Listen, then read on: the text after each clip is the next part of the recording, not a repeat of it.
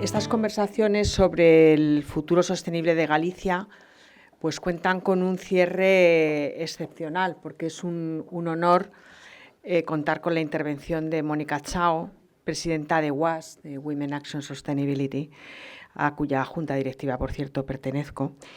Y Mónica, bueno, es además consultora, es CEO de la consultora Acativa y es gallega, aunque es de Lugo, pero es gallega. Mónica.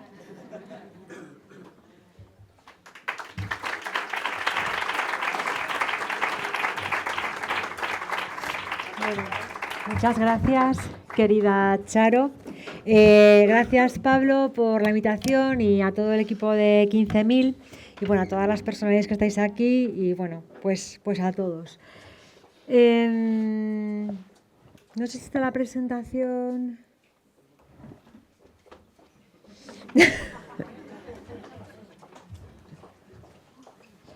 Bueno, me han invitado a hablar de sostenibilidad y bueno, para mí es pues todo un honor, pues siendo gallega, habiendo estudiado en Galicia, poder estar hoy aquí con todos vosotros. Vamos a hablar de oportunidades, pero la verdad que con todo lo que ha pasado en los últimos días, con lo que ha pasado en Valencia, ayer llegué de Ecuador, estoy un poco sensibilizada con determinados temas, con lo cual voy a compartir en esta charla algunos datos que yo daba por sabidos, pero que creo que todos tenemos que recordar, porque ¿dónde está la oportunidad? La oportunidad está en encontrar las soluciones, pienso. Bueno, me ha presentado ya Charo, yo soy economista, empecé a trabajar en temas de sostenibilidad, bueno, estaba estudiando en Santiago, y ya empecé a trabajar en estos temas. He tenido mucha suerte porque tengo un propósito en la vida y he podido siempre trabajar en un propósito desde que soy muy joven y he trabajado para pues, compañías grandes pues, como IKEA, Mapfre, NH, he trabajado en consultoría estratégica y he creado estrategias para estas compañías y he creado estos departamentos y he visto a lo largo de estos años pues, cómo han ido evolucionando las cosas y cómo han ido cambiando las tendencias. Bueno, yo estaba aquí en Santiago estudiando, en mi facultad, yo estaba en la Residencia de Estudiantes de Barroso, no sé si algunos estudiáis en Santiago y la conocéis, y después de comer estaba sentada en la cafetería y vi esta foto. No sé si hay alguien de la Voz de Galicia, pero he buscado mucho en la hemeroteca para buscar aquella foto, no la he encontrado, pero aquello para mí fue un shock. Yo tenía 19 años cuando fue la guerra de Irak, no sé si algunos recordáis la operación Tormenta del Desierto. Entonces, bueno, cuando los americanos se produjo esta operación, los cubaitíes se destruyeron los pozos petrolíferos para que los americanos nos hiciesen con ellos. Entonces se produjo la contaminación más grande que ha habido hasta la historia. Bueno, todas las portadas de todos los medios se hicieron eco, me falta encontrar la de La Voz de Galicia, donde también venía esta foto, que es muy famosa. Y yo me llevé un shock porque pensé, ¿cuánto cuesta? ¿Cuánto cuesta contaminar? ¿Cuánto vale descontaminar? ¿Quién paga? ¿Cómo puede ser que estoy estudiando economía y nunca hablamos de esto? Hay bienes libres, no tienen precio y no se considera como una variable en la ecuación económica. Con lo cual, desde entonces, pues yo he trabajado o trabajo pues por una sociedad que creo que puede ser bella, que puede ser próspera y que puede ser sostenible. Y pienso que las empresas, lo decíais alguna de vosotras, que las empresas son el motor del cambio y las empresas pueden cuidar del planeta, además generando riqueza. Entonces, yo traigo un mensaje hoy para vosotros después de estos días que he estado en Ecuador. Ahora, desde luego, todos hablamos de tecnología, de inteligencia artificial, hay un montón de temas nuevos que nos interesan. Pero os digo, lo más importante que tenemos que hacer hoy es cuidar del planeta y de las personas. No sé cuántos habéis visto la película de Don't Look Up, no mires arriba, pero estamos en este punto. Me cuesta trabajo entender cómo todavía no lo entendemos, ¿Cómo el señor que me ha traído en el taxi me ha dicho que el cambio climático no existe, que unos días hace calor y que otros días hace frío? Yo, de verdad, no puedo entender cómo la sociedad no trabaja por un mundo mejor. Entonces, traigo este mensaje y por qué es importante para las empresas. Así estamos. Así estamos. Este es el momento en el que estamos. Así de simple.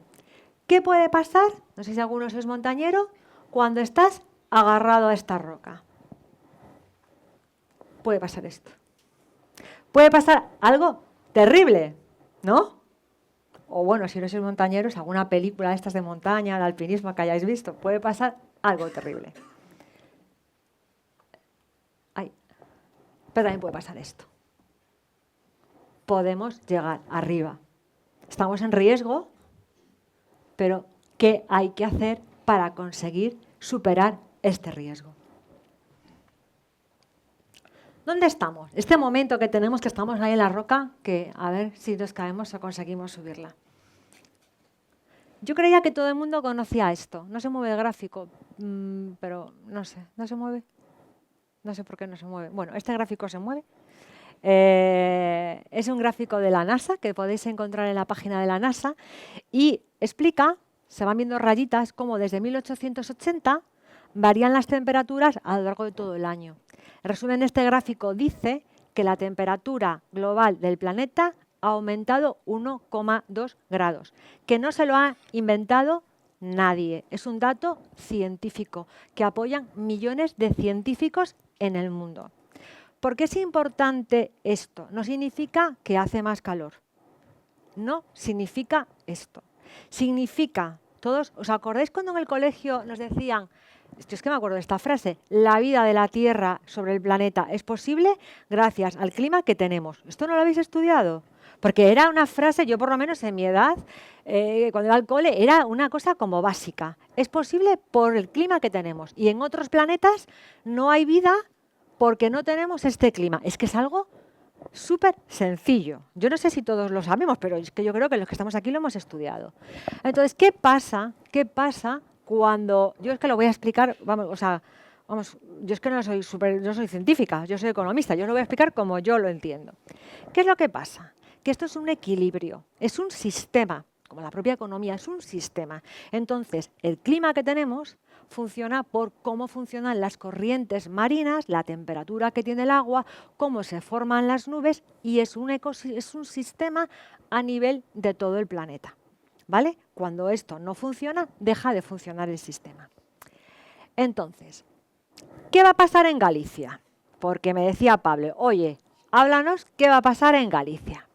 Bueno, hay un organismo, que es este organismo, que agrupa a miles y miles de científicos de todo el mundo que analizan y monitorizan todos estos datos. Entonces, hay miles y miles de páginas de cantidad de datos. He tratado de poner este punto, que es La Coruña, me parece, ¿vale? Para ver cómo vamos a estar en La Coruña en concreto. Entonces, en La Coruña, en el corto plazo, se va a aumentar 1,5 grados y en el medio plazo 2,4 grados. Esto es otro análisis, son unos escenarios climáticos de qué es lo que va a pasar en Galicia en el medio plazo con este incremento de la temperatura que va a haber. Entonces, esto habla que, bueno, podemos decir, jo, qué bien va a hacer, vamos a estar como en Cádiz, en Galicia, ¿no? Bueno, pues esto es el corto plazo, el medio plazo y el largo plazo, con lo cual aquí veis cómo va a cambiar la cantidad de días cálidos en Galicia. Estas van a ser las noches cálidas. ¿Cuántos? Bueno, aquí veis de qué estamos hablando. ¿Cuántos días nos estamos refiriendo que va a haber? Bueno, pues cuántos días más va a haber. O sea, vais a ver que en el 2050 nuestros hijos, bueno, pues bueno, así van a estar las cosas. Y estos son los días de lluvia. Bueno, pues también los patrones climáticos y las precipitaciones en Galicia también va a cambiar. Entonces, si pasamos de los datos de Galicia y de qué es lo que va a pasar en Galicia, ¿qué es lo que está pasando en el mundo? Bueno, el clima que os decía sobre la Tierra es posible, por la cantidad de CO2 que hay en la atmósfera. Por eso trabajamos, ¿no? Por limitar las concentraciones de CO2 en la atmósfera. Tendríamos que tener esta cantidad, estos 350 partes por millón, y yo me pregunto, ¿para qué vamos por la COP número 29? O sea, un montón de reuniones para llegar a un montón de acuerdos y no ha bajado nunca. Es que no para de subir. O sea, necesitamos estar aquí y estamos allí. Así es como están las cosas. ¿Y qué pasa con el océano? Bueno, aquí en Galicia, ¿cómo ha cambiado la temperatura del agua? No sé si alguno veraneáis en el Mediterráneo, si vais con frecuencia a Palma y conocéis lo que está pasando en Palma con la temperatura del agua. A lo mejor aquí, pues el agua, yo vengo a Galicia bastante y no está caliente todavía, pero ¿qué pasa con los pulpos o los berberechos? Porque yo de pequeña venía aquí a la playa y no es lo mismo la cantidad de vida que hay en las playas de Galicia, que había en las playas de Galicia, y la cantidad de vida que hay ahora. Así es como se está comportando el hielo. Y esto es lo que se va a incrementar el nivel del mar. Porque estos datos yo pensaba que eran bastante básicos y en las conferencias que suelo dar, la verdad, que ya no los ponía. Pero después de lo que ha pasado, creo que es importante que sepamos que hay una cantidad de... Estos son todos, por cierto, fuentes de la NASA, ¿vale? Que hay una cantidad impresionante de datos que nos dicen que este es el momento que estamos viviendo. Entonces, ¿qué pasa con todo esto? Bueno, nosotros somos una especie más en el planeta Tierra, que dependemos del resto de las especies. Bueno, pues ahora mismo se ha reducido un 73% el número de individuos que viven en el planeta Tierra. ¿Qué quiere decir esto? Pues quiere decir que yo, por ejemplo, cuando iba a Parga, a casa de mi abuela, aquí en Lugo, pues había muchas más abejas, por ejemplo, o había más cantidad de insectos. ¿Cuántos insectos encontráis ahora en el campo? Seguro que menos. Lo que pasa es que ha disminuido la cantidad de individuos y ahora una de cada 4 especies está en peligro de extinción. Aquí veis, pues de cada tipo de especie, ¿cuántos están en peligro de extinción? ¿Y qué pasa con estos datos que os estoy diciendo? Porque diréis, bueno, esto no tiene nada que ver conmigo, con la empresa, no tiene nada que ver con lo que está pasando. Pues llega una dana a Valencia. Esos mapas que os he enseñado para Galicia, los podríamos poner para Valencia. ¿Sabéis en qué color está Valencia? En rojo. Escribí un artículo hace poco sobre adaptación climática y repasé cuántos informes se han publicado sobre el estado de crisis que tiene Valencia con la falta de adaptación climática. ¿Se ha hecho algo? No. ¿Qué ha pasado?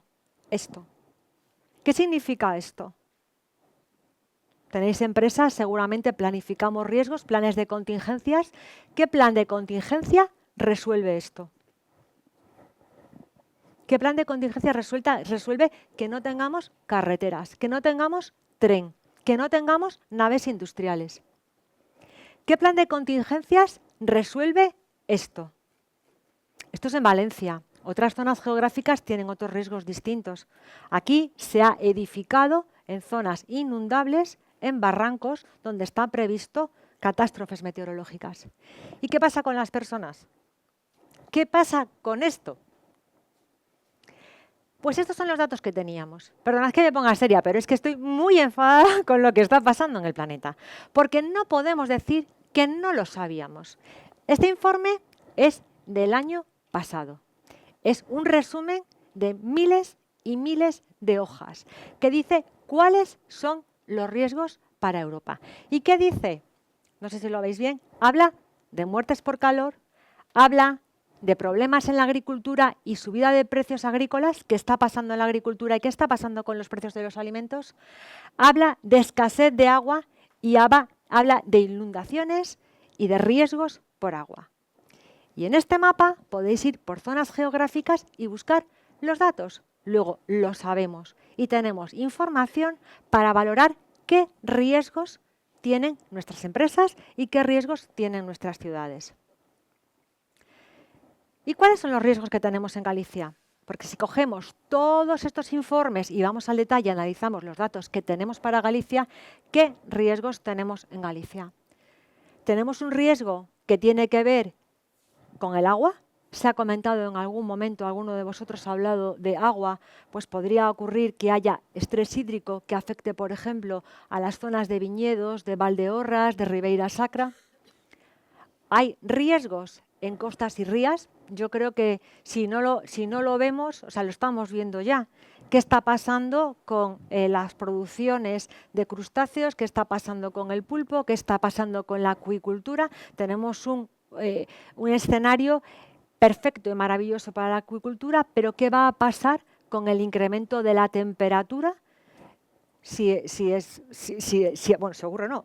O sea, ¿cómo nos estamos adaptando para esto, ¿no? ¿Qué pasa con los hábitats costeros? ¿Qué pasa con las playas y con el turismo? Con la agricultura y la acuicultura, la acidificación del océano, la rentabilidad de la acuicultura y de las especies. O todos los temas de costes, o sea, cómo toda la regulación que tenemos va a afectar a los otros sectores. Luego, ¿qué quiero decir con esto? Acordaos lo que he dicho al principio, que donde está el riesgo también está la oportunidad, pero tenemos que buscar la oportunidad tratando de resolver los riesgos a los que nos estamos enfrentando, en concreto en Galicia. Os decía que estoy muy sensibilizada por todo lo que ha pasado en Valencia, porque creo que es algo que veíamos venir y que no se ha generado las inversiones necesarias para que la población y las empresas estuviesen prevenidas. Y ayer llegué de Galápagos. Entonces he estado en las Islas Galápagos y aquello es la naturaleza que he visto en el planeta pues más en estado vivo. O sea, no sé, hemos nadado con tortugas, hemos visto leones marinos y hemos visto que realmente tenemos un planeta increíble con infinidad de oportunidades. Pero también he estado en Cuenca, la cumbre iberoamericana. Sabéis que ha sido en Ecuador este año, la semana pasada. ¿Y sabéis qué está pasando en Ecuador? En toda Sudamérica. Se han secado los ríos. Este es un río que abastece la hidroeléctrica de la que se nutre la ciudad de Cuenca y las ciudades de alrededor. El país depende en un 90% de energía hidráulica. Pues tienen 14 horas sin luz. 14 horas sin luz. ¿Qué ha pasado? Pues ha pasado que Sudamérica está viviendo una sequía, no sé si habéis oído hablar de esto, tremenda. ¿Y cómo podemos hablar de beneficio empresarial si no hay luz? Si no hay agua. Esto está pasando en Sudamérica y nos pilla muy lejos. Pero esto es un problema. No hay luz y no hay agua. Y está pasando en todos los países de Sudamérica. Y los que han invertido en energías renovables están preparados. Países como este, donde no ha habido inversión en adaptación climática y en transición energética, no están preparados. Porque cuando hablamos de transición energética, no es una palabra política, ni es una palabra cool, ni tiene que ver, no, tiene que ver con que tenemos que estar preparados porque esto está pasando ya. Y está pasando esto. ¿Qué está pasando? Que hay conflictos sociales, porque la gente no puede estar sin luz. Y la gente no puede estar sin agua. Y la gente se cabrea. ¿No? Con razón. Y claro, como pasa en Ecuador, pues nos da igual. Es que hasta me emociono. Pero esto puede pasar aquí. Esto puede pasar aquí. ¿Cuánto cuesta? Vamos a ponerle valor a lo que está pasando. Porque no estamos hablando, como dicen algunos, pájaros y flores, ¿no? Que no sé por qué esa frase es un poco despectiva, pero esto tiene un valor económico. ¿Cuánto cuesta? ¿Cuánto ha costado la dana que ocurrió en 4 horas? ¿Lo habéis visto en las noticias? ¿Cuánto dicen que va a impactar en el PIB? Un 1,5, creo que han dicho. 63.000 empresas afectadas. Ese es el valor de algo que ha ocurrido en 4 horas. ¿Cuánto va a afectar esto? ¿Cuáles son las estimaciones de impacto en el PIB para el 2030? Un 18% de bajada del PIB de España. O sea, ¿es absurdo? Si tenemos las soluciones, si tenemos las personas, si tenemos la tecnología, ¿por qué no estamos buscando las oportunidades? ¿Y qué pasa con esto? Hablamos de dinero, pero hablamos de recursos. ¿Qué pasa? Queremos estar en un país, queremos vivir sin pulpo. Claro, ya lo estamos comprando aquí a Canarias y ya tenemos que decir que es gallego, pero en realidad tenemos menos, ¿no? ¿Y qué pasa con esto? ¿Qué pasa con el futuro? Porque os voy a recordar, hablemos de dinero, pero usemos las empresas y el dinero como una herramienta para esto y para esto. Porque es lo más importante que tenemos que hacer hoy. Este es un informe que muchos de vosotros seguro conocéis del World Economic Forum, que se prepara antes de la cumbre de Davos, se presenta todos los años en febrero y habla de los principales riesgos a los que nos enfrentamos. El principal riesgo que abordamos es la desinformación. Y podemos hablar de política, podemos hablar de conflictividad social, pero también estoy hablando de esto, de esta cantidad de desinformación que genera un debate absurdo cuando todos buscamos lo mejor para nuestra sociedad. Pero ¿cuáles son los riesgos a los que nos enfrentamos en 10 años? Eventos extremos, cambios del cambio climático, biodiversidad, desastres naturales, contaminación. Esto es lo que piensan los expertos, los que participantes en el informe que se presenta al Foro de Davos, para que los grandes líderes económicos y políticos analicen cómo crear las políticas del futuro. ¿Y qué es lo que pasa con estos riesgos? Que en realidad todos ellos están súper conectados. No podemos abordar un riesgo de forma aislada o no pensar en las demás cosas. Estamos en un mundo muy complejo donde todos los riesgos están conectados y requieren pensamientos y soluciones sistémicas. Y me encanta este gráfico. Este año, en este informe que os presentaba del World Economic Forum sobre los riesgos, es un informe que se lleva elaborando ya desde hace años. Este año ha salido un informe elaborado por alguien nada sospechoso, que es McKinsey, sobre qué hay que hacer si esta es la solución, si esta es la situación que tenemos con todos estos riesgos, ¿qué hacemos para afrontar los riesgos que tenemos? Pues McKinsey dice que hay que cooperar, que tenemos que la única solución, como tenéis la frase que os he puesto aquí del presidente de McKinsey, la única solución que hay para abordar problemas complejos es la cooperación. Pero ¿qué pasa? ¿Cómo estamos? Vuelvo de nuevo a la polarización, a la desinformación. Podríamos pensar, o sea, estamos donde estamos y los humanos hemos avanzado, y lo sabemos todos, por la colaboración. Lo que diferencia al ser humano del resto de las especies es la capacidad de colaborar, la capacidad de abstracción, y dentro de esa abstracción buscar soluciones y cooperar para lograr esas soluciones.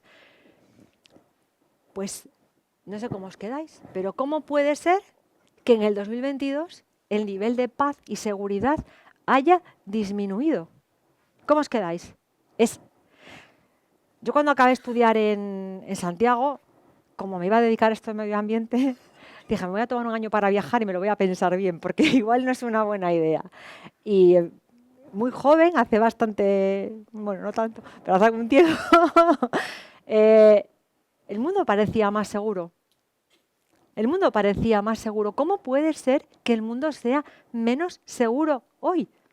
Pues aquí tenéis el dato. Porque estamos colaborando menos en paz, estamos colaborando poco en innovación y tecnología, pero bueno, la reflexión es, la solución a los riesgos complejos es la colaboración. Y hablamos de leyes, Y bueno, se habla mucho que hay mucha regulación, A mí hay algo que me gusta recordar, que es de dónde viene la regulación. Está la ciencia, que nos presentan los datos, están los grandes acuerdos internacionales que tratan de buscar marcos de colaboración entre países y luego llegan las leyes. Es verdad que con el Pacto Verde Europeo hemos creado toda la regulación que no existía, se ha creado prácticamente en 3 o 4 años, y estas son las iniciativas regulatorias del año pasado y las nuevas normas que ha habido en base al Green Deal, es decir, un 16% respecto al periodo anterior, para que os hagáis una idea. No me voy a entretener aquí, pero este es un poco el nuevo marco de requisitos regulatorios que vienen en los próximos años, o sea, con los que estamos atendiendo ahora y los que vienen en el futuro. Desde mi punto de vista, hay algo fundamental, o un elemento fundamental del nuevo marco regulatorio, es la taxonomía.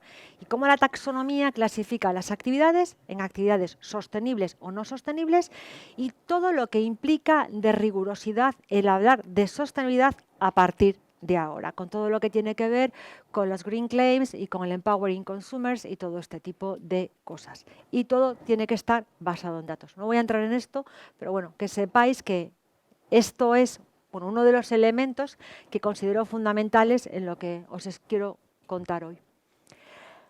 Otra cosa que está pasando es el tema de los claims que tienen que ver con cuestiones sociales o éticas, ¿vale? O medioambientales. Entonces, estos datos también proceden de estudios de McKinsey o de Nielsen. ¿Y qué es lo que estamos viendo? Pues estamos viendo que los productos que tienen mensajes de carácter medioambiental o social desempeñan mejor en la compra que sus productos homólogos que no los tienen. También vemos una mayor lealtad de los consumidores de las marcas de estos productos con estos claims, un mejor crecimiento y cómo, combinando diferentes claims, esto se considera que los mensajes son más auténticos. ¿Qué ha pasado con esto? Que de repente muchas marcas han dicho, joder, pues hay que comunicar algo. Vamos a decir que estamos apoyando un ODS, o lo típico, o algo así, ¿no? Entonces han empezado muchas marcas que han empezado a hacer cosas, unas con criterios y con fundamentos y con datos y con mucha historia de haber hecho cosas, y hay otras que no. Entonces, ¿qué ha pasado? Pues ahora estamos en un mundo donde se está litigando en los tribunales sobre quién es más o menos sostenible, qué es verdad, qué no es verdad, y todo este tipo de cosas que están pasando, pues tanto con compañías energéticas como ejemplo, con compañías de retail, y luego activistas que no son solo los jóvenes, porque también tenemos a las abuelas del clima, ¿no? También protestando y bueno, con juicios que han ganado en los tribunales. Entonces, con este panorama que tenemos,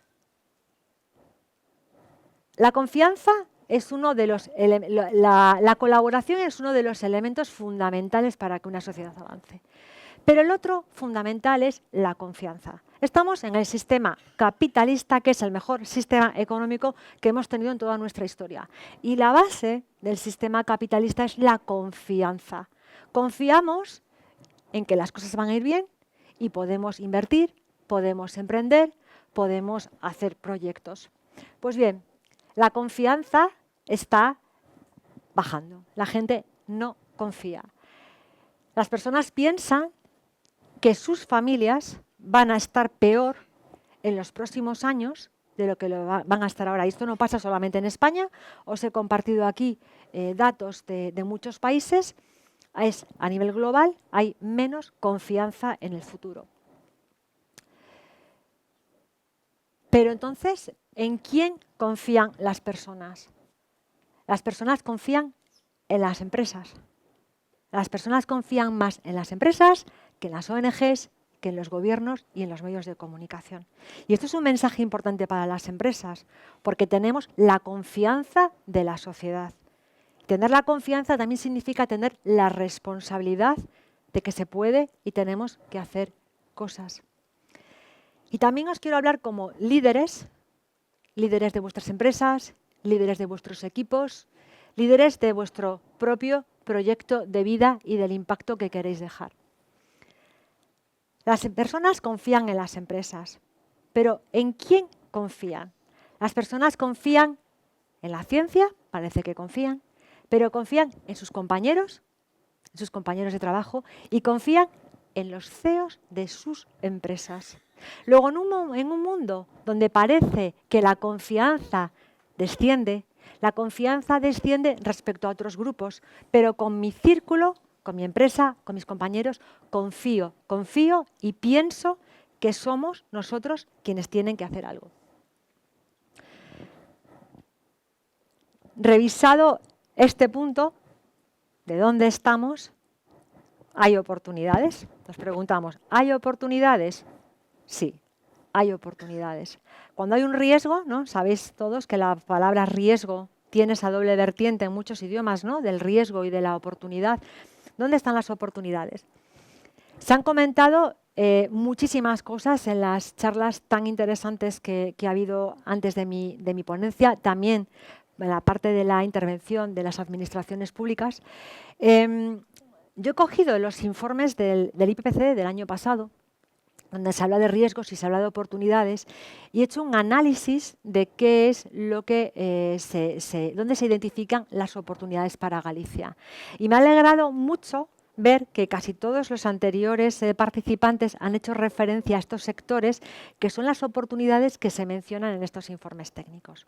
Las oportunidades tienen que ver con el sector forestal en Galicia, con los servicios basados en la naturaleza, con la energía eólica marina y terrestre, con la circularidad y en concreto con la circularidad en torno a todo lo que tiene que ver con la acuicultura y con la pesca.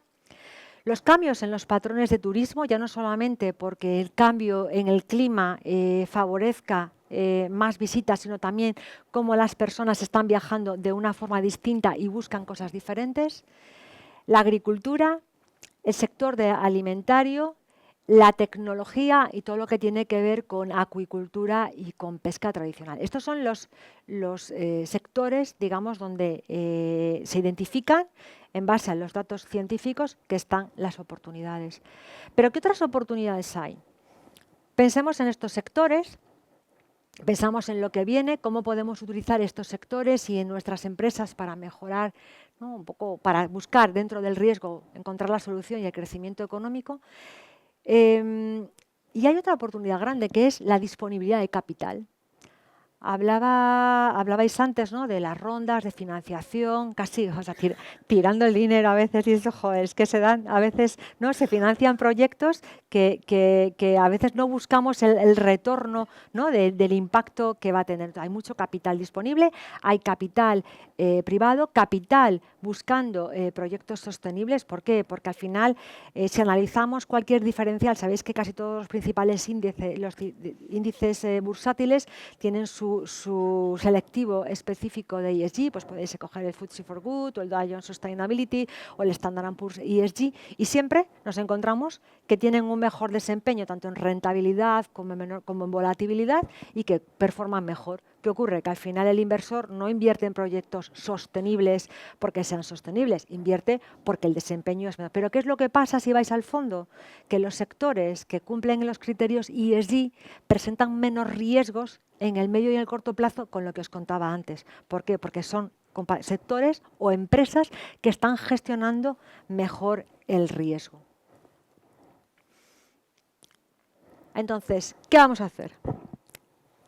Tenemos cómo estamos, tenemos las oportunidades con todos estos sectores, con la disponibilidad de capital. ¿Qué vamos a hacer? ¿Estamos preparados? Podemos hacer cosas.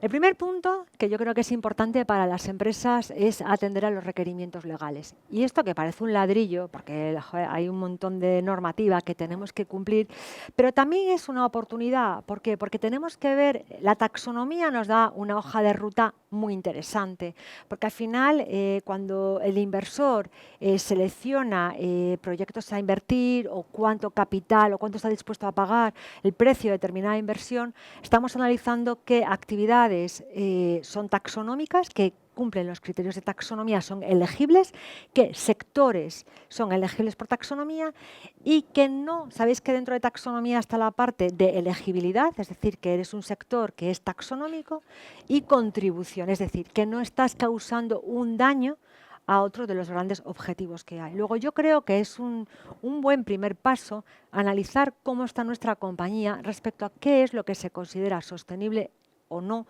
y cuáles son como los milestones que tenemos que cumplir en función del tamaño que tenemos, para nosotros mismos, para identificar la oportunidad, pero también por si queremos crecer, por si queremos que entre capital privado, por si va a haber una compra-venta, incluso por el precio. Hace poco hemos participado en una operación de compra-venta de un activo donde ha habido una disminución importante del precio para la parte vendedora porque se identificaron riesgos de adaptación climática. Luego alguien lo tiene que pagar. Pues el que vende lo paga porque no estaba adaptado. Luego, yo creo que es importante revisar estos puntos. El otro punto es buscar la generación de valor, y también lo decía una de las personas que participaba antes. Yo creo que se ha acabado el tema de hablar de sostenibilidad por hablar. Cada negocio tiene que encontrar la oportunidad que genera valor con el futuro que viene. Porque lo que tenemos que pensar es que no estamos hablando de la sostenibilidad como algo aislado que va a ocurrir. Estamos cambiando de una estructura social y económica que va a cambiar. Y aquí es donde tenemos que encontrar las oportunidades, bien porque vengan por movilidad, bien porque vengan por el tema de datos, bien porque venga por el nuevo clima que tenga Galicia, ¿no? Hablaba también esta chica de la universidad del tema de los datos, ¿no? Hace poco hemos participado también en un proyecto de inteligencia artificial para el sector médico. Entonces, cada uno de vosotros genera 80 megas de datos anualmente, de datos médicos. Un hospital, 80 gigas, un hospital genera de 50 a 80 megas.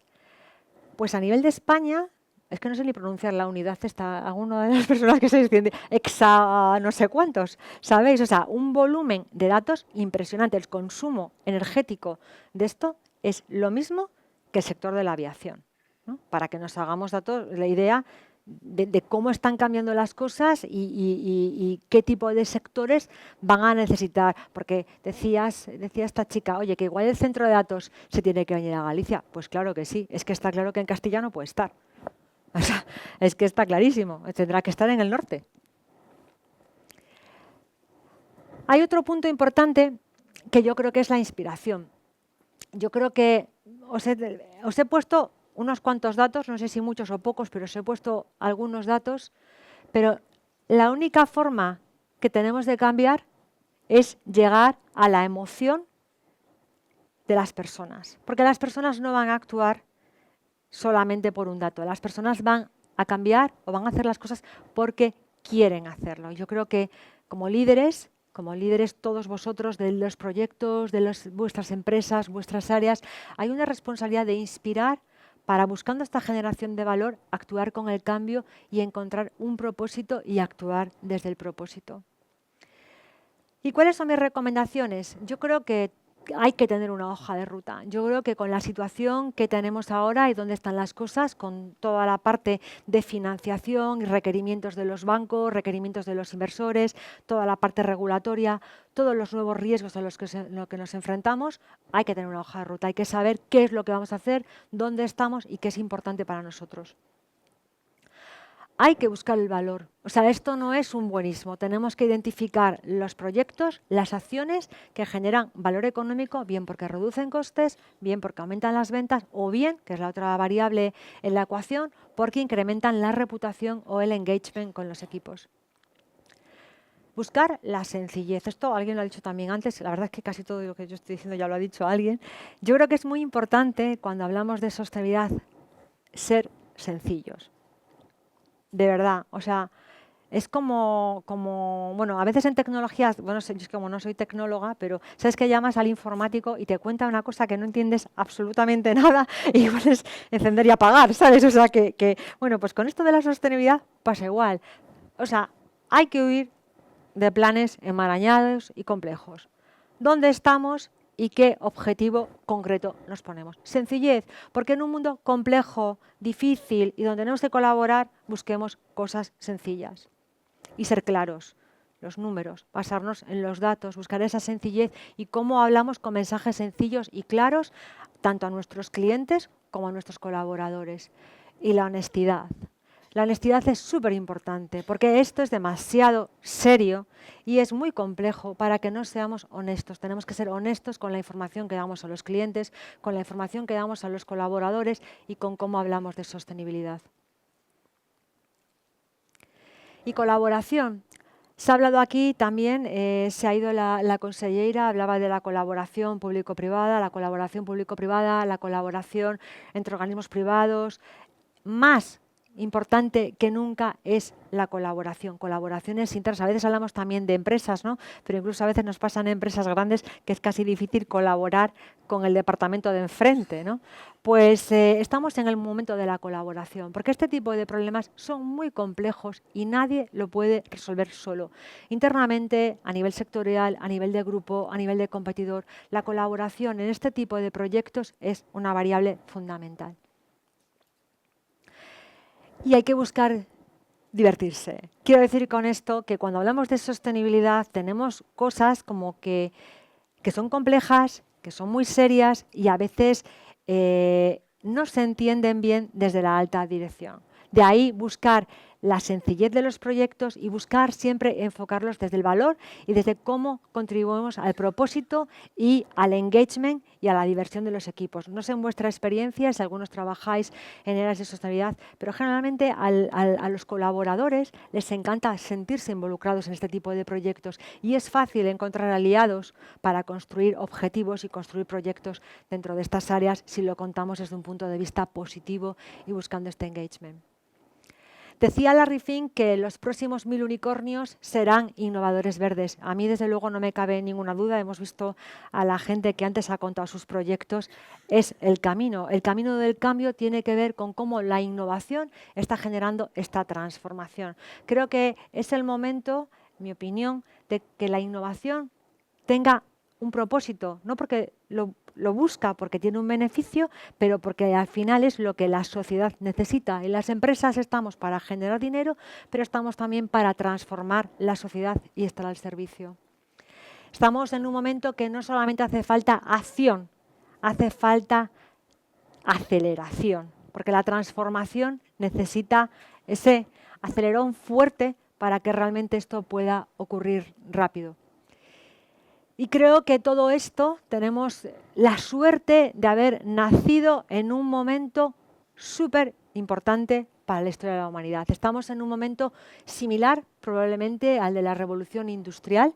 Es un momento donde nosotros, todos los que estamos aquí, desde las diferentes empresas, estamos generando el cambio que queremos ver. Y será en un sentido o será en otro. Esta mano que os ponía en la piedra, pues puede pasar una cosa o puede pasar otra, pero desde luego lo que nosotros hagamos ahora, tomando la frase prestada de Marco Aurelio, resonará en la eternidad. Estos años no son neutros, van a tener un gran impacto y lo que hagamos, pues será el futuro que tengamos. Ya está.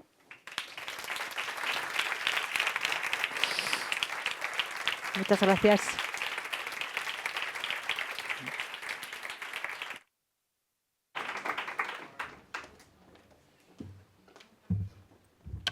Gracias, Mónica Chao, presidenta de UAS y CEO de Acatibia. Gracias por informarnos, por inspirarnos y yo creo que por ponernos un poco las pilas. Y yo creo, Pablo, que hemos casi acabado. Hemos acabado, pero solo las ponencias. Ahora viene la tercera parte, que será todo lo importante que cada uno quiera, porque pasamos al cóctel ofrecido por Alhambra, que seguro que va a ser una perfecta oportunidad para el networking. Yo me despido agradeciendo a todas las intervenciones, a todos los colaboradores, a los patrocinadores, a la Xunta de Galicia, a UTE, y pidiendo que esto sea solo el primer Green Thursday, porque ha sido súper inspirador y tiene que haber muchísimos más. Muchísimas gracias a todos. Gracias.